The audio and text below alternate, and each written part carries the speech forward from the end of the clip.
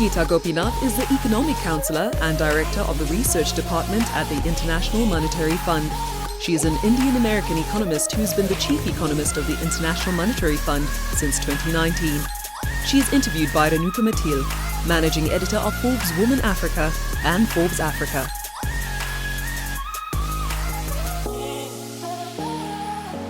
A warm welcome to Gita Gopinath, the first female chief economist of the International Monetary Fund, or the IMF. She was appointed in 2018 by another woman, the then managing director of the IMF, Christine Lagarde, and she called her one of the world's most outstanding economists. Gita, it's wonderful to be speaking to you today. Thank you for joining us all the way from Boston for the 6th annual Forbes Women Africa Leading Women Summit. Let's start with the most important question that's on all our minds. Will we see real recovery in 2021? And what are the growth projections for sub-Saharan Africa? Given the fact that we have a solution to the pandemic, especially in the form of vaccines, and what we've also seen around the world, this is the case everywhere, that even with cases going up, we've seen actually people adapt much more to living with the virus, however difficult that is. And so we see economic activity coming back up. So for all those reasons, and also the fact that there was additional fiscal policy support that was provided toward the end of last year in the US and in Japan, all of that, is a positive for the global economy and for the recovery. So there will be the first half of this year where, again, things are going to be tricky in terms of the race between the virus and the vaccines. But as long as there are no rude surprises, we would hope to see a strong recovery, especially in the second half of this year.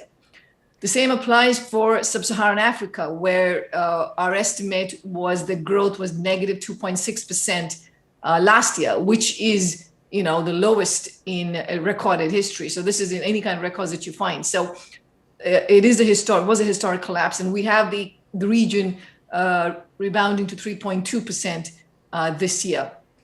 Now, again, as the world recovers, as we see commodity prices recovering, which we have seen compared to the previous year, as we get to more broad spread vaccinations, we would expect to see a strong recovery. But again, that said, I think the point we're trying to emphasize is what we call a great divergence, which is that some countries like the US and China are just coming back much faster than many other countries, especially developing economies. And that's going to be a challenge for 2021.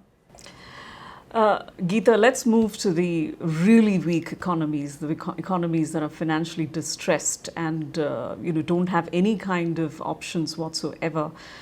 How's the IMF addressing the debt burden of these countries? Are there any non-traditional ways in which you're offering debt support? So indeed, there were many countries that entered this crisis, in a precarious situation. If you look at low-income countries, about half of them, even before this crisis, were either already in debt distress or in high risk of being in debt distress. So debt is a major issue. And this crisis, of course, you've seen many countries have needed to increase their debt levels to deal with the fallout of this pandemic.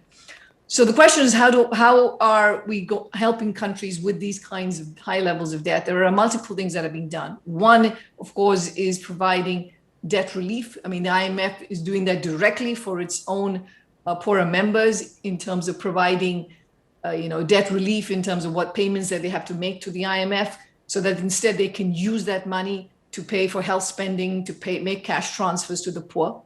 There's also the G20 debt service suspension initiative, which put a moratoria on debt servicing.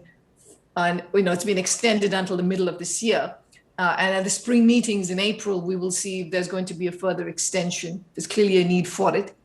And then, of course, there is the more substantial thing that needs to be done, which is there are countries with debt that's already not sustainable, and that requires debt restructuring.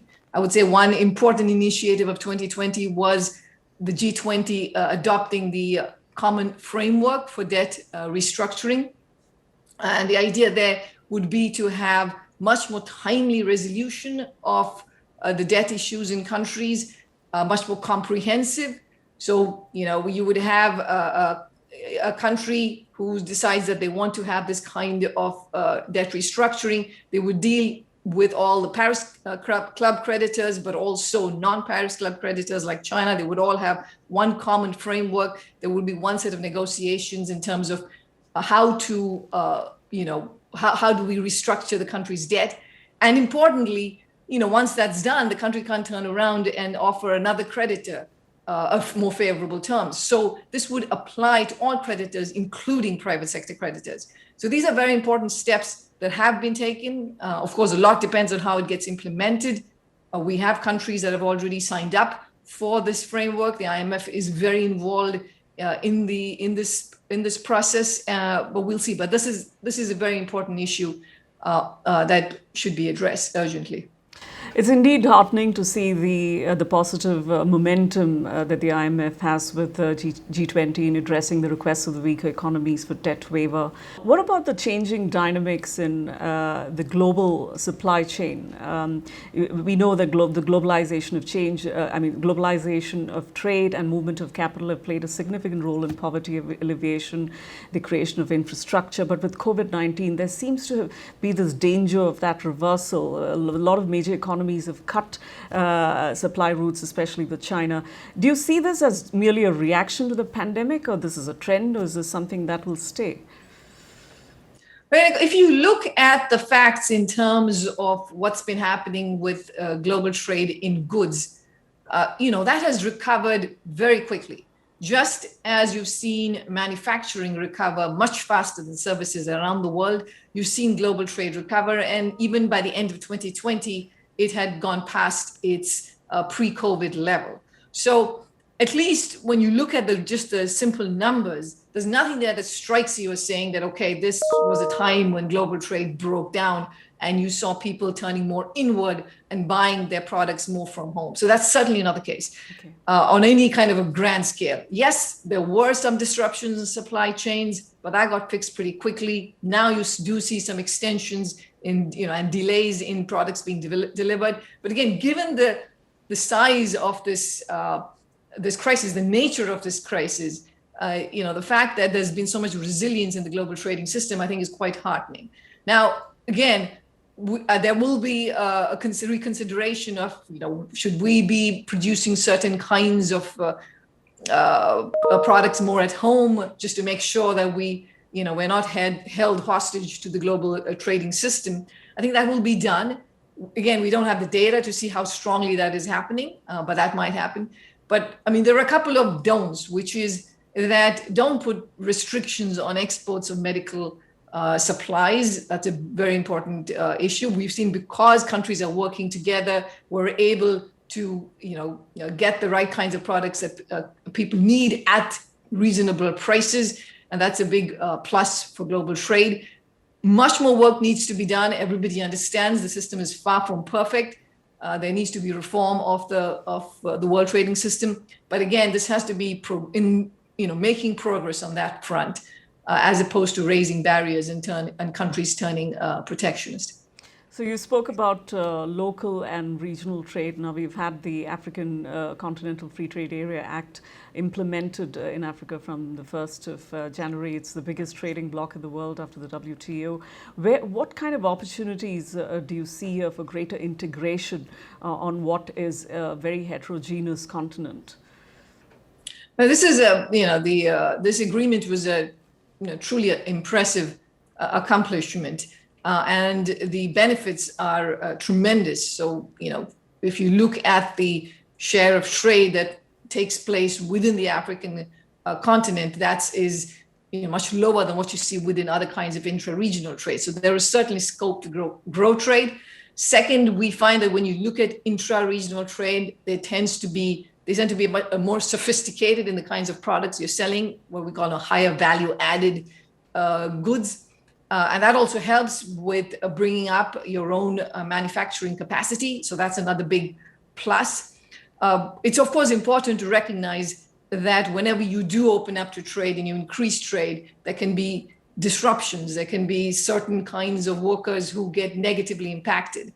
And it's very important to have domestic policies in place to make sure that, that they are taken care of. There's reskilling, retraining, there's a social safety net provided to them. And one other point I would make is that, of course, reducing tariff barriers are very important to increasing trade, but also reducing non-tariff barriers are very important. So better logistics, infrastructure, all of that are crucial to get the full benefits of an agreement of this kind. So coming back to the global economy, Gita, with the vaccine rollout, what is the prevailing sentiment now? Is there any new data regarding the shape of recovery that could be heartening news for all of us? I mean, I think the heartening news in the last couple of months is that, yes, while there have been variants of the virus, many of the vaccines are able to deal with them, even if they're somewhat less effective. But the fact that they can, all of them can at least keep you out of hospital, reduce to zero the probability of death. I mean, that I think those are big accomplishments. And we haven't had any bad news on that front for a while now. So I'm cautiously optimistic that we could be seeing the light at the end of the tunnel. But again, I think there's a couple of things that need to be done, which is one is make sure that you're getting to universal coverage, not just in your own country, but around the world. And that's hugely important because that's what's going to prevent more serious variants from emerging. So that has to be the number one priority. That requires a couple of things. One, of course, is to make sure that there's enough production coming online. It also requires that countries that have surplus vaccines commit to reallocating that in the future. So if you look at high-income countries that have about 16% of the world's population, they have bought up about over half of the doses around. But again, there are more vaccines that are becoming successful. So that, I think this is all extremely positive, but one cannot just take all of this for granted. Thankfully, what we're seeing around the world is much more effort being made into ensuring that vaccines are much more broadly available and not just something that happens in 2022 or even to the end of this year, but kind of moves much faster. So for me, those are very heartening signs. Cautiously optimistic, I guess those are the operative words here. Now, before we wrap up this interview, which has been absolutely wonderful talking to you, Gita, I must, for the sake of our audience, ask you about your personal journey from a small town in India, in Mysore, to the IMF, also from the Delhi University, studying there, to Princeton. I mean, if you can just tell us a little bit about the setbacks and the successes you've had to who you are today. A pleasure to do that. I mean, so just very quickly, first, I tell everybody that it's not as if you had to be born believing that you wanted to be an economist to then go on to then become, somewhat successful at it. I was not. I was, in fact, in science all through high school. And it's completely just one of those accidents where, my parents had some friends over and the friends said, well, it would be great if Gita became an officer in the Indian Administrative Service, and doing economics for that would be fantastic. So let's send her off to learn economics. So that's how I ended up starting my journey in economics. And of course, after that, I made a conscious decision to stick with it. But again, this is the point of saying that it's, that these things don't happen necessarily in an incredibly well thought out way. Secondly, of course, it's hard to know where life will take you, but what you can do is, of course, the best possible in whatever is it that you're doing at that moment in time, and being sincere about it. I mean, sincerely, working hard, enjoying yourself, doing the best you can given the opportunities you have. And then, if you have a luck, you will get many more opportunities that open up. And so, that's kind of been my strategy. And then the last thing I would say is, very often you look at somebody, and you say, well, good Lord, that's kind of impossible to get there. And the truth is that no, it's actually not that impossible. If you genuinely want it and you push for it and you put in the effort and time, you get there. But in any case, it's also very important that you surround yourself with people who support you and, a great family, parents, an absolutely wonderful husband that I have. All of that makes a big difference too. It's really wonderful to have women, praise their husbands. I'm also one of them. But thank you so much, Gita. That was Gita Gopinath, the Chief Economist of the International Monetary Fund, joining us today at the summit from Boston. Thank you so much. Thank you, Renuka.